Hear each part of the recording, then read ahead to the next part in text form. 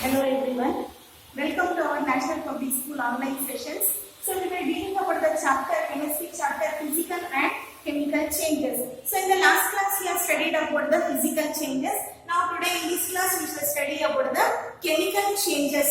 So here in chemical changes, when we compare the physical and chemical changes, in physical change there will be no new products will be formed, and physical changes are reversible. So one classical examples also we had studied, that is if we melt the ice we will get the liquid. Again if the liquid is frozen, again we can get back the solid ice. So that's why physical changes are reversible and no new products are formed. Now we shall concentrate on the chemical changes. So in the chemical changes, new products will be formed and almost all the chemical changes are irreversible. That is, if once we get the product, sometimes we cannot get again back the reactants. So that is the main principle behind the chemical changes. So let us study about the examples in the chemical changes. So the first is the rusting of iron. So you might have seen, even in your homes also, suppose if we keep any iron objects exposed to the air or the water, within few hours or within few days it starts getting rusted. So that rusting, it is not an iron, the rust is nothing but a new product will be formed. And rusting, it occurs when the iron reacts with the available oxygen and moisture content in that particular environment. So once the iron gets rusted, again we cannot get back the original iron. So the rust what it has got formed, it is nothing but a new substance. So in the chemical reactions, new substance will be formed and it is irreversible. So if we represent the rusting of iron in the form of an equation, we can write that iron plus oxygen plus water gives rise to Fe2O3 and dot molecules of water. That is here, it depends on the molecules of water, how much molecules of water it has. There will be availability of water molecules for the iron to undergo rusting. So here the rust what it has formed, it is a new product and it is irreversible. Next here, another good example is the burning of magnesium ribbon. So that magnesium, no doubt it is a metal. So that magnesium ribbon, it will be very long. Just we have to burn in presence of oxygen. So if we burn this magnesium ribbon in presence of oxygen, it becomes the ash. So that ash powder, it will be in the powder form, and that ash powder, again if we mix the water, we cannot get back the original magnesium. So that's what the principle says, that chemical reactions are irreversible. So this magnesium ribbon burning in the air, this reaction we can represent in the form of the equation. Mg stands for magnesium. When it burns in presence of oxygen, that is O2, gives rise to MgO, that is a magnesium oxide. So this magnesium oxide, it will be in the powdery form, it will be in the form of an ash. So this ash, if we mix with the water, we cannot get back the original magnesium. Hence here, this magnesium, when it undergoes burning in the air, a new product it is formed. So this magnesium oxide, this powder, if we mix in the water and then if we make it as a solution, then we can test with the help of the litmus paper in order to know whether the magnesium oxide or oxides of metal are basic or acidic in nature. So one concept you should remember, that almost all the metallic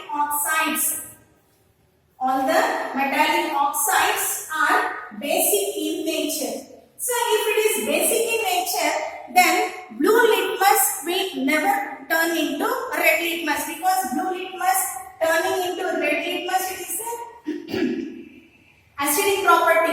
But here metallic oxides are basic in nature. So if it is basic in nature, then the red litmus, it turns into blue litmus, indicating that the oxide so formed when magnesium is burned into the air is basic in nature. So next here, when we mix with the water and make it as an aqueous solution, then we are getting magnesium hydroxide. So here we will represent in the form of an equation, magnesium oxide plus water gives rise to magnesium hydroxide, that is MgOH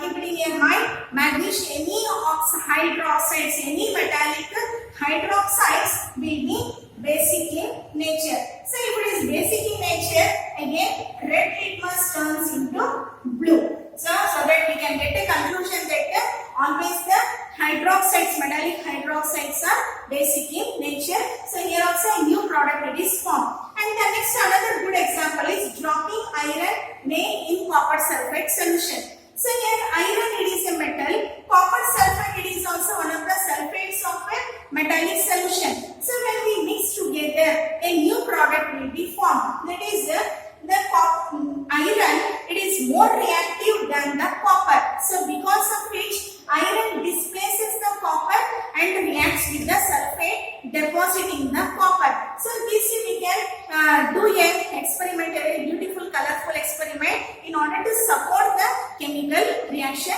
Now let's do that activity. So here I have taken distilled water and this is the copper sulfate crystals. So these copper sulfate crystals it will be blue in color. So I will show you the copper sulfate crystals. So they are blue in color. Now I am taking a little bit of water in one clean beaker. So now I am putting 1 spoonful of copper sulfate crystal. You can see the original color of copper sulfate crystal.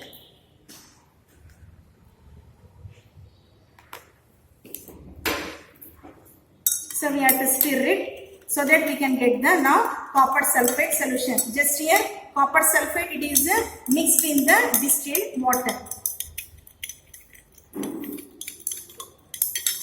Now you can see here how nice blue color solution we have got.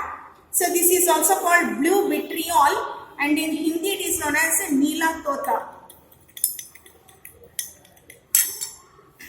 Now for this solution we have to add any iron substance. Either you can put an iron plate or iron nail or anything like that, and even a small iron block also you can put. So just we have to prepare the copper sulfate solution. Into that I am putting the iron plate here.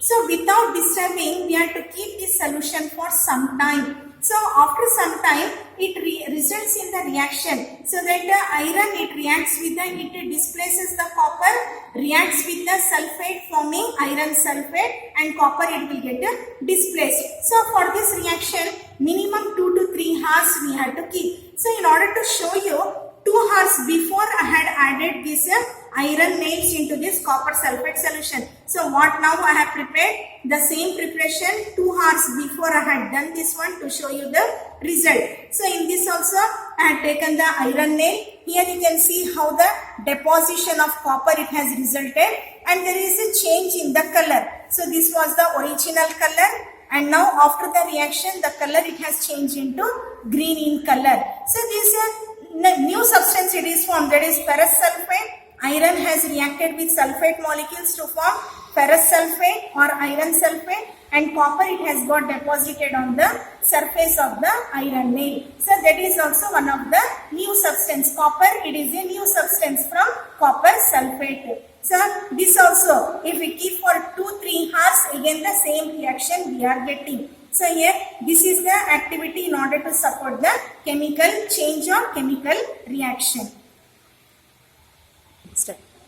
So here now just now we have seen the activity wherein we have taken copper sulfate solution and then we have dropped the iron nail. Now let us represent this reaction in the form of an equation. So here iron plus copper sulfate solution gives rise to iron sulfate plus copper. So this equation we can represent in the form of a symbolic representation. So Fe stands for iron, copper sulfate CuSO4 gives rise to iron sulfate means here FeSO4 plus copper it has undergone deposition or precipitation. So iron here iron we have taken new product iron sulfate or ferrous sulfate it is formed. Copper sulfate we have taken new product copper it has formed and also there is a complete change in the color of the solution also indicating that the reaction it has undergone successfully. So these are the important reactions which supports the chemical changes. So all these changes are irreversible wherein new products are formed. So hope children you have understood